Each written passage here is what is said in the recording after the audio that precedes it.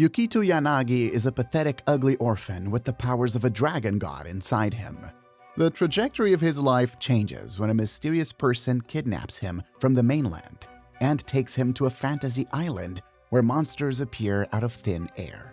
Now, he must act as their guardian god to defeat all the threats to the island. One night, a sudden hell falls on Ayaka Islands, forcing Yukito to run and escape the area with the help of his friend Jingi Sagawa. 10 years after the incident, Yukito graduates from his middle school in the heart of Tokyo, despite going from one foster family to another. He informs his teachers that a new guardian from his hometown will be taking him back on behalf of his biological father's last wish. Unexpectedly, the man sent by the guardian to pick him up turns out to be a drunk lollipig.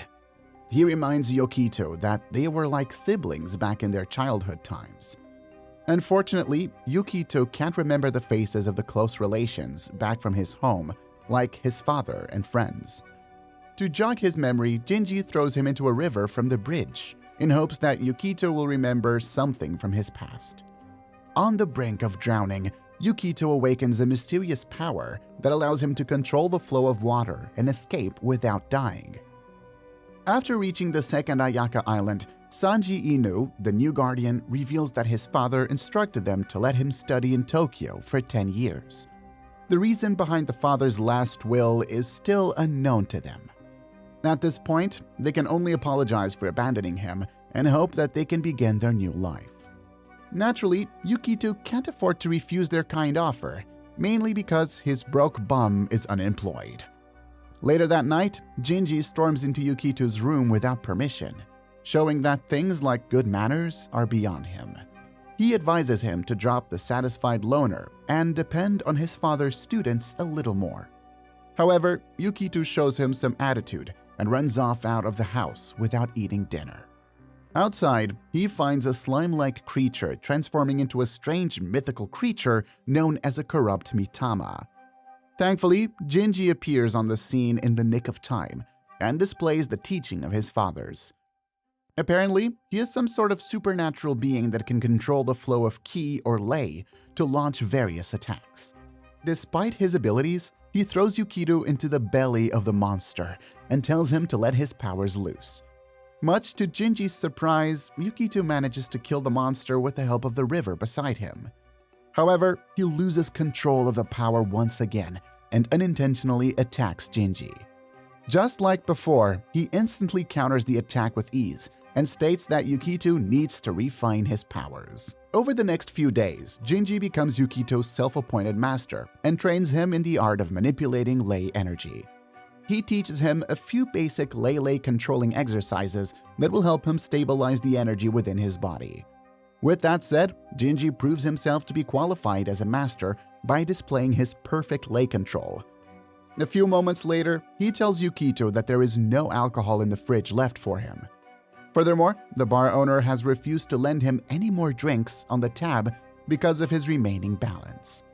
Ultimately, he convinces Yukito to work alongside him on a Mitama cleanup duty by implying that the lessons won't be for free.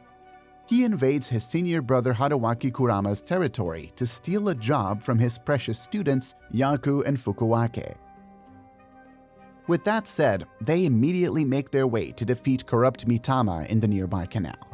Unexpectedly, the Mitama turns out to be rather large, which is quite a rare find. During the confrontation, Jinji acts as a dumb fudge and runs off for Yukito to handle the situation by himself. In the heat of the moment, Yukito manages to cast the most basic of spells and attack the vile beast in the back. This allows Jinji the opportunity to unleash his lei energy and pacify the monster once and for all. At that moment, Yukito realizes that the monster has the same appearance as Jinji's water clone. As it turns out, he was drunk casting last night for his friends, which led the water clone to absorb negative energy from the surrounding area. Thankfully, Haruaki shows up on the scene in the nick of time and elegantly pacifies the monster before Jinji gets his bum handed to him. He excitedly picks up Yukito in his arms, saying that he hasn't changed even after a decade. Back at home, Haruaki explains that the Mitama are neither allies nor enemies of humankind. The negative energy they absorb forces them to suffer great pain, causing them to lose their minds. As Yukito gets used to the new environment, Jingi takes him aboard the Ley Energy train to visit the first Ayaka island. Unlike the second island, the first one is filled with tall structures and buzzing with tourist activity. As usual, Jingi picks a fight with some random restaurant owner over a piece of meat. However, the restaurant owner makes it clear that the meat has been sold to another customer. Yukito tries to talk some sense into him, but Jingi just vanishes from the marketplace without a trace. Moving forward, Yukito suddenly runs into a corrupt Mitama beside a street performer. Still, before he could cast his spell, a few bullets came rushing in from behind and eliminated the Mitama. Unexpectedly, the key master of the first island, Akaibuki, steps forward from the shadows, telling Yukito that it has been 10 years since they saw each other. On their way to the office, Aka reveals that there are various methods to deal with the Mitama like magical bullets. This discussion continues inside the office, where Aka openly states that eliminating the Mitama from existence is more efficient. In the end, Yukito and Jingi are forced to leave the island without any friendly reunions. On their journey back, Jingi reveals that Aka has formed a private company that specializes in eliminating the corrupt Mitama. At that moment, he leaves Yukito hanging in the city to collect his allowance from Aka. After some time, the entire city begins panicking due to a giant Mitama attack in the middle of the city. Instinctively, Yukito rushes to the site in hopes of pacifying the Mitama. However, the basic water attack spell is nowhere near to even having a dent on the giant thing. Ultimately, the company's forces open fire on the beast and advise him to back down. Following this, Aka shows up on the scene with Ibara by his side. He utilizes the forbidden black magic spell to viciously eliminate the beast without any remorse. For some reason, Aka eats the Mitama and declares that this process will continue until his strength exceeds the great dragon's. Right after leaving the first island, the two of them take the train to the third island, which is far more underdeveloped than the first two. Jingi states that the island mostly consists of shrines, and only Haruaki lives on it with his two students. A few moments later, the students Yaku and Chatarao arrive at the station to act as their escort. Along the way, they mention that the two great dragons of fire and water, which live on the fourth island, have their shrine built here. Unexpectedly, the incident on the island 10 years ago in which Yukito's father died was caused by the enraged fire dragon. Suddenly, Jingi masterfully interrupts the explanation and begins acting all weird with the students to change the topic of discussion. After reaching the shrine, Yukito openly asks Haruaki about his recent encounter with Aka on the first island and the extent of his evil powers. With a deep breath, Haruaki reveals that Aka is slowly becoming an evil Mitama for unknown reasons. He diverts the conversation by revealing some more details about Ley energy. In one single moment, Yukito learns to feel the Ley energy stream deep within the stream, which will also help him control his powers. Haruaki's two students come along and take him to their common training ground for a chat.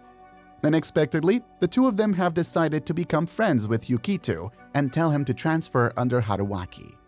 Before that, two of them bring forth a method of testing one's potential as a Leymaster. One by one, both Chatarao and Yaku insert their Ley energy into a peach blossom seed to grow a sprout. Surprisingly, Yukito begins performing the spell, only to summon forth an enormous tree. A few seconds later, he loses control of the power again and starts destroying the training ground. Thankfully, Jingi shows up to the scene in the nick of time and teaches him to control his powers with another spell.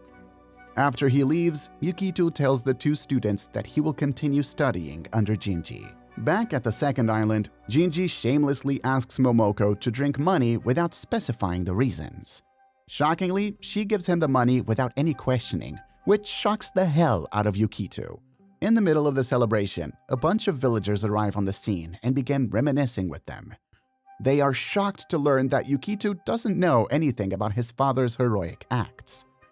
At this point, Jingi is forced to reveal that the water dragon disappeared from the fourth island about 15 years ago. As a result, the disharmony causes the energy of the fire dragon to stagnate, leading to the incident 10 years ago. Despite the limitless energy, the island's protector and his father managed to suppress the energy and save the islands from drowning.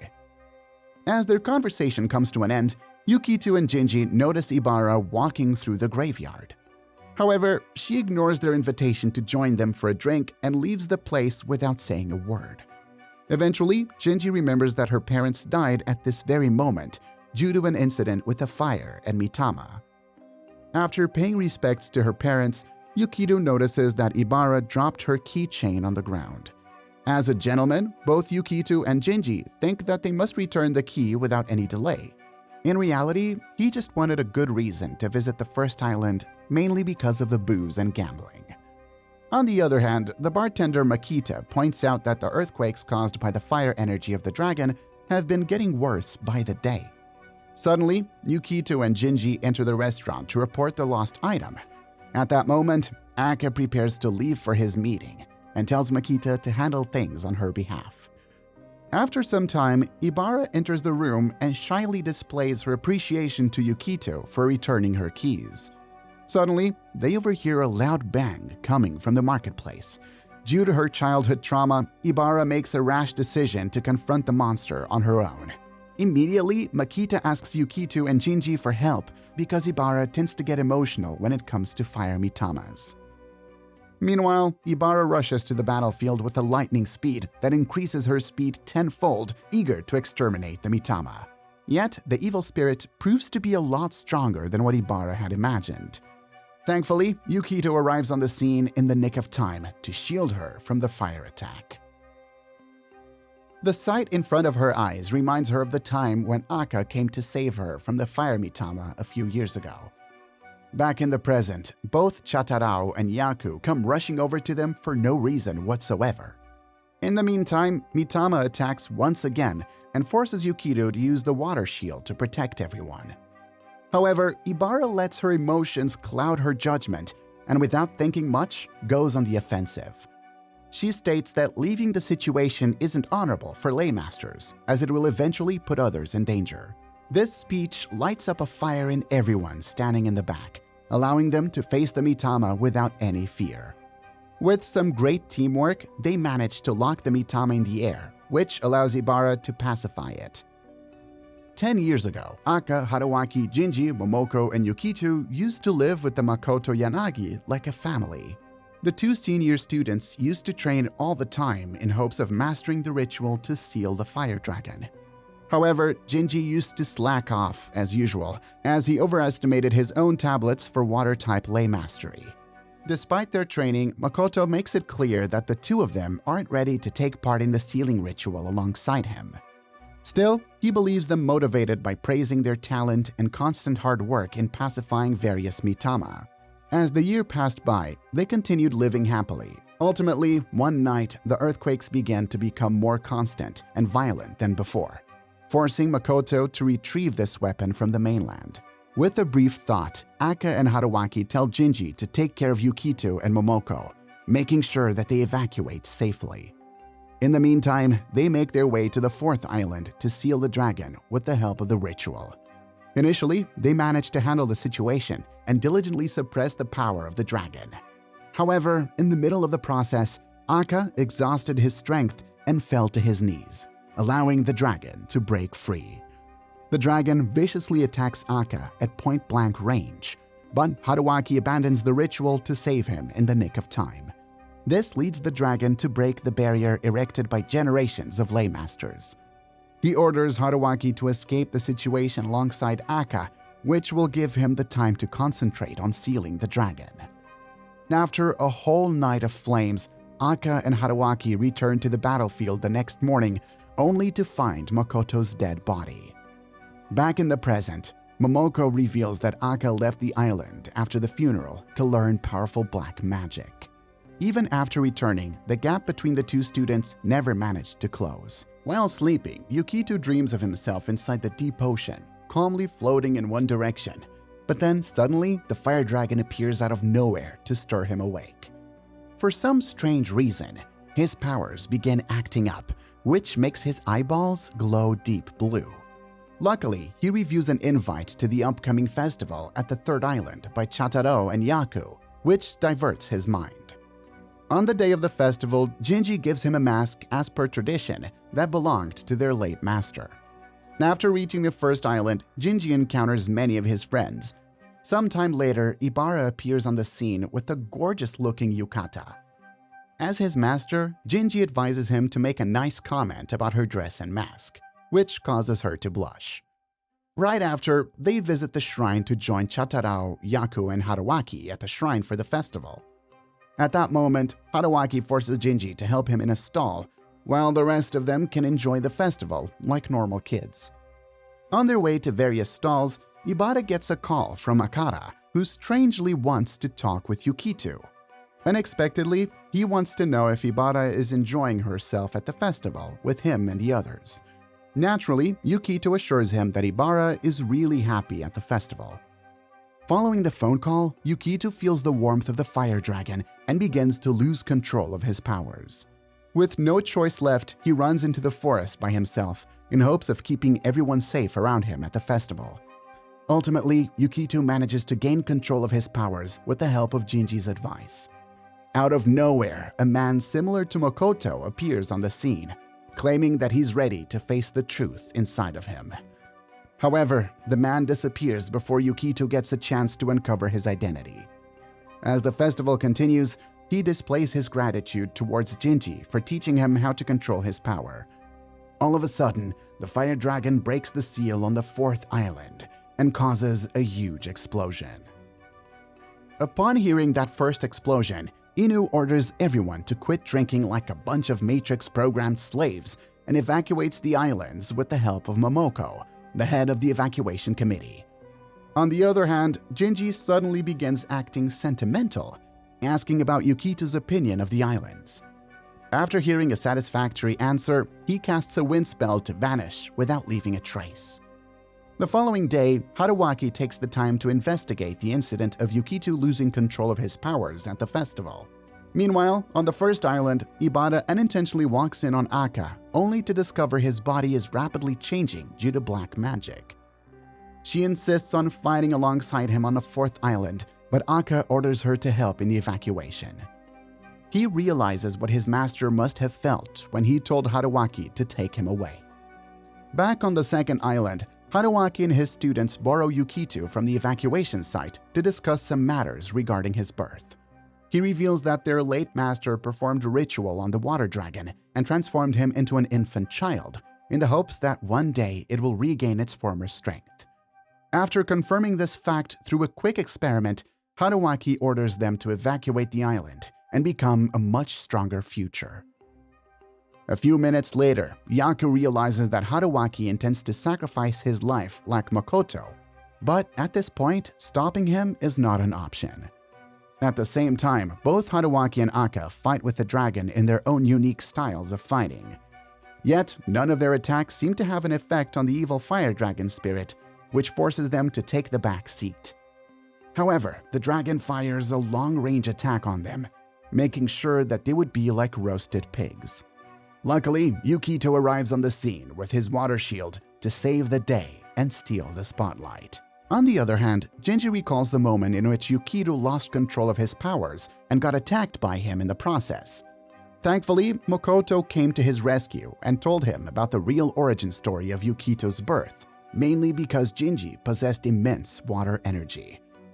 Back in the present, Ayaka assigns everyone to their respective battle positions, knowing that their help can change the tide of the battle. Despite the extra hands, their combined attacks have zero effect on the fire dragon. Meanwhile, Jingi remembers how he began worrying about the fact that Yukito might never maintain his human form. To ease his concerns, Makoto revealed that Yukito will still manage to return to his human body. Although that depends on him casting the necessary spell to complete the process. After he died, Jingi tirelessly went through all of Makoto's notes, only to discover the spell used to restore the water dragon's power requires the caster's life as payment. In the present, the dire situation forces Aka to unleash the most advanced level of black magic and transform his body into a complete Mitama. However, even after combining this newfound power with Haruaki's wind magic, they barely managed to put a scratch on the dragon. Out of nowhere, Jingi appears on the scene and claims that only the water dragon's true power can defeat the fire dragon. In reality, he had decided to live life to the fullest, knowing his death would come soon without a delay. Still, when the time finally came to commit, he started to shake like a pathetic loser from the fear of death. Yet, after seeing him grow over the past few months, Jingi realized that letting his little brother die is not an option. Ultimately, he casts the spell and becomes the bridge between the two entities to awaken the water dragon's true form. The battle between the two dragons shakes the islands to the core and makes both the lay masters wonder about the future. Haruaki reveals that the dragons are aiming to restore balance to the islands through intense conflict. However, the results of the battle are still unknown, along with Yukito's survival. Ultimately, the water dragon manages to pacify all the negative emotions from the fire dragon's body and return to the harmony of the islands. Instantly, he walks up to Jingi's dead body and begs him to wake up from his deep slumber. At that moment, Haruaki reveals the harsh reality of things, revealing that Jingi sacrificed his life to save the islands from destruction. In the aftermath of the battle, everyone on the Ayaka visits the second island for Jingi's funeral ceremony. None of them can believe that the most troublesome kid on their island would give his life to save everyone like his master. In the dead of the night, Haruaki tells Ayaka about the secret diary in which their master wrote down the mysterious spell to restore the water dragon's body. He concludes that Jingi had practiced the spell day and night so that they wouldn't have to sacrifice their life. Just like on their master's death, the two of them began fighting and blaming each other for several things. After a while, they both shed tears on the fact that both of them are nothing but failures who didn't save anyone in the end. Meanwhile, while inside the house, Momoko reassures Yukito that Jingi's sacrifice was not his fault and tells him to bid farewell to him properly. In the living room, he vents his anger and tells him to wake up. Suddenly, Yukito finds himself deep in the mainstream of the ley energy and sees that Jingi's soul is still hanging in the balance. Ultimately, he rushes down the streets in an attempt to transform into the water dragon and infiltrate the ley energy underneath the islands. Eventually, he manages to complete the transformation and alarm both Haruaki and Ayaka in the process. Inside the ley energy, he unexpectedly runs into Makoto, who has been keeping the fire dragon under control for all these years. He also casts a spell on Jingi's soul that will help them locate his location in the vast ley energy river. Meanwhile, back on the surface, Ayaka and Ibara gather around the shrine only to find Haruaki trying to reach Yukito's location inside the ley energy. Unintentionally, he manages to call a few corrupt Mitama from the river in the process. Back inside the river, the two of them finally save Jingi from drowning in the soup of souls. There, Makoto scolded him for acting recklessly and casting the spell, which was only meant as a last resort. In his opinion, Jingi should have just let the islands burn to the ground. However, both Yukito and Jingi think of the islands as their home, which leads them to act recklessly. Simultaneously, Haruaki sends a signal to Yukito from the surface, allowing them to find their way back home. Ultimately, Ayaka utilizes his black magic to safely pull them both out of the river without any harm. After a few days, things went back to normal at the Ayaka Islands, with Jingi drinking from morning till night and Ayaka using normal ley mastery to pacify Mitama. At this point, Yukito and the others also began their high school journey in the mainland, hoping to proceed in their life. Dragons going to high school is a pretty fascinating thing. Hopefully, you want to see 2 seasons of the series. So comment down below your thoughts on the recap. And don't forget to subscribe, otherwise I might turn into an evil Mitama.